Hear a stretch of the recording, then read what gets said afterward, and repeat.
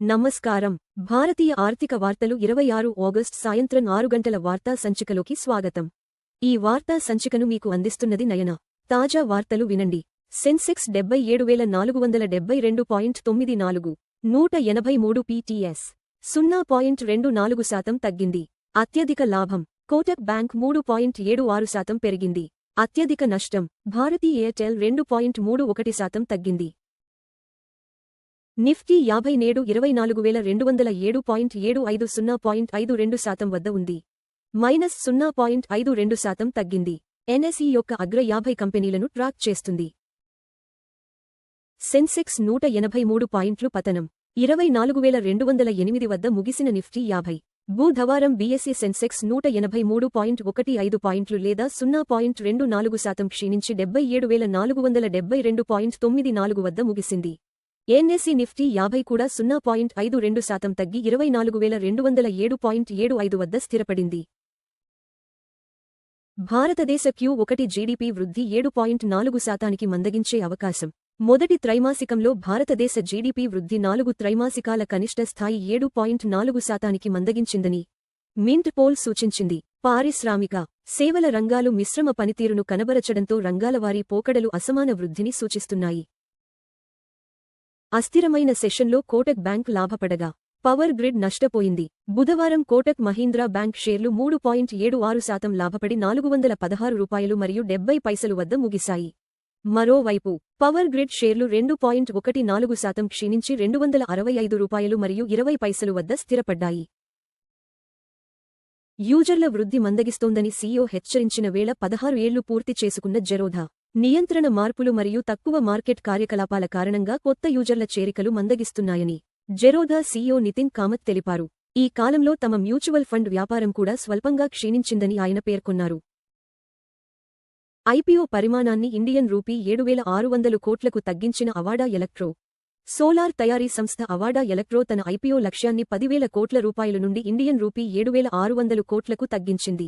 Valuation మరియు concentration రిస్క్ల గురించిన ఆందోళనల మధ్య ఈ నిర్ణయం తీసుకున్నారు. 3,50,000 టన్నుల చక్కెరను స్థానిక మార్కెట్కు మళ్లించనున్న భారతీయ రిఫైనర్లు. ఎగుమతి చేయాల్సిన 3,50,000 టన్నుల చక్కెరను భారతీయ రిఫైనర్లు తిరిగి దేశీయ మార్కెట్కు మళ్లించనున్నారు. ఈ చర్య స్థానిక సరఫరా కొరతను తగ్గించడం మరియు ధరలను స్థిరపరచడం లక్ష్యంగా పెట్టుకుంది. ప్రపంచ మార్కెట్ సంకేతాలతో తగ్గిన బంగారం, వెండి ధరలు. బంగారం ధర 0.52% తగ్గి ప్రతి ట్రాయ్ ఔన్స్కు $4,676 మరియు 80 సెంట్లు వద్ద ముగిసింది. వెండి ధర కూడా 1.01% క్షీణించి ప్రతి ట్రాయ్ ఔన్స్కు $68 మరియు 56 సెంట్లు వద్ద స్థిరపడింది. బ్యారెల్కు $80 మరియు 16 సెంట్లు వద్ద స్వల్ప నష్టంతో ముగిసిన ముడి చమురు ధర. బుధవారం ముడి చమురు ధర 0.14% తగ్గి బ్యారెల్కు $80 మరియు 16 సెంట్లు వద్ద ముగిసింది. గత కొన్ని సెషన్లుగా ఈ కమోడిటీ క్షీణతను నమోదు చేస్తోంది. ఎలక్ట్రానిక్ దిగుమతుల కారణంగా పెరిగిన భారతదేశ పెట్రోలిమేతర వాణిజ్య లోటు. పెట్రోలిమేతర వాణిజ్య లోటు పెరగడంతో భారతదేశ దిగుమతుల ఆధారపడటం ముడి చమురును దాటి విస్తరిస్తోంది. ఈ లోటు పెరగడానికి ఎలక్ట్రానిక్ దిగుమతులు ప్రధాన కారణం. భారతదేశ రిటైల్ పెట్టుబడుల వృద్ధిపై జియోబ్లాక్ రాక్ సీఈఓ చర్చ.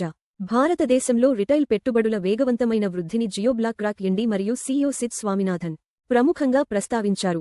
డిజిటల్ ప్లాట్ఫారంలు దేశవ్యాప్తంగా ఆర్థిక చేరికను ఎలా నడిపిస్తున్నాయో ఆయన చర్చించారు.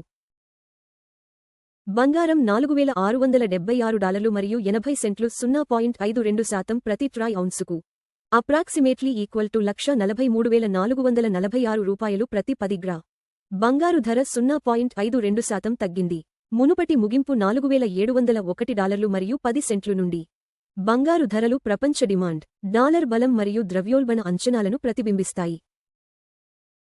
వెండి $68 మరియు 56 సెంట్లు 1.01% ప్రతి ట్రాయ్ ఔన్సుకు అప్రాక్సిమేట్లీ ఈక్వల్ టు $2,103 ప్రతి 10 గ్రా.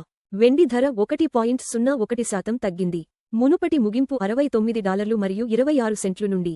వెండి ధరలు పారిశ్రామిక డిమాండ్, సౌర శక్తి మరియు సెంట్రల్ బ్యాంక్ విధానాలతో ముడిపడి ఉంటాయి.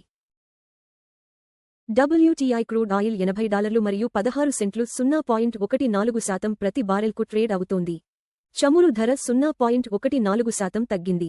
మునుపటి ముగింపు $80 మరియు 27 సెంట్లు నుండి.